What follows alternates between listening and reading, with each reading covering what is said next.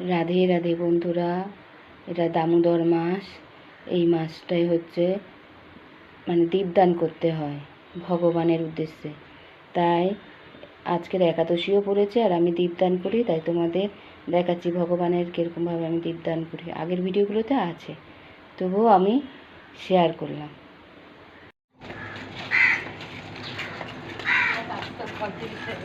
তুলসী তলায় দামোদরের ছবি রেখেছি, দীপদান করেছি।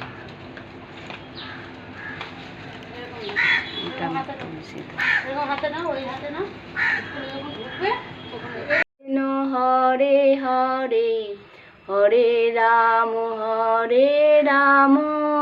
রাম রাম হরে হরে, হরে কৃষ্ণ।